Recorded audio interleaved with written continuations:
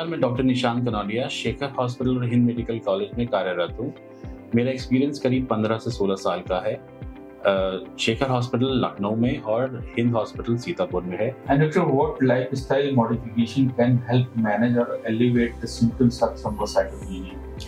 आप कोई भी चीज़ ऐसी ना खाएं जिसकी वजह से थ्रोम्बोसाइटोपिनिया हो जाता है। एक मिथ ये भी है कि कीवी जो कि एक विटामिन सी प्रोवाइडर है, वो इम्यूनिटी मॉड्यूलेटर है, जबकि ऐसा नहीं है। वो सिर्फ आपको विटामिन सी के लेवल का ही पार्ट देता है। तो सिर्फ कीवी खाने से आपका प्लेटलेट्स नहीं बढ़ सकता।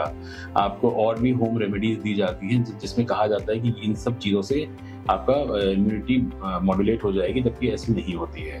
तो बेटर यही है कि डॉक्टर की एडवाइस लें। जो प्रिस्क्राइब इम्यूनो मॉड्यूलेटर ड्रग्स आती हैं उनको लें और उसी के बाद ही ट्रीटमेंट स्टार्ट करें।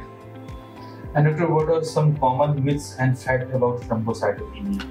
सबसे पहले बात, थ्रोम्बोसाइटोपिनिया खून में प्लेटलेट्स की कमी और पानी की कमी की, बॉडी में पानी की कमी की वजह से ज़्यादा होता है। तो शरीर में अगर पानी की कमी को आप दूर कर लेंगे, उल्टी दस्त हो रहा है उसको रोक लेंगे, तो थ्रोम्बोसाइटोपिनिया नहीं होगा। ऐसा ज़रूरी नहीं है कि थ्रोम्बोसाइटोपिनिया हो गया है तो सबसे पहली बीमारी डेंगू हो गई है।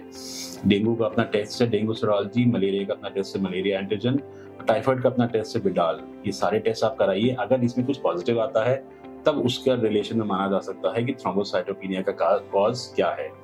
बहुत सारी बीमारियां जैसे कि ल्यूकीमिया है, स्प्लीनोमेगाली है, स्प्लीनिक रप्चर है, हेपेटोमेगाली है, सिरोसिस ऑफ लीवर है, इन सब में भी थ्रोम्बोसाइटोपिनिया होता है। तो थ्रोम्बोसाइटोपिनिया का एक्चुअल कॉज जाना बहुत जरूरी है। इसलिए हर तरह के मिथ को दूर करना जरूरी है और फैक्ट्स पर जोर देना जरूरी है। Well, Doctor, what advice would you offer to someone recently diagnosed with thrombocytopenia? So go to a doctor, keep check on your dehydration part, remove all the possible causes of thrombocytopenia like vomiting or diarrhea or fever by asking the proper treatment from the doctor, and take a immunomodulator like Upwet. And Doctor, how does thrombocytopenia affect a patient's daily activities and risk of bleeding? It will decrease the quality of life of the patient. Patient is not able to walk properly or sit properly, not able to do his routine daily activities properly because of dehydration and a lot of weakness. So eat properly, eat healthy and eat right, and take advice from your doctor always. Thrombocytopenia, if it is because of some problems like leukemia, then you have immunomodulator injectables also. You have certain vaccines for dengue also that is available in the market.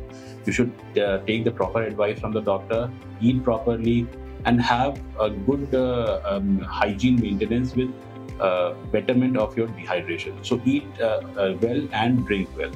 So to conclude my talk, thrombocytopenia has a lot of myths, but the facts are very different.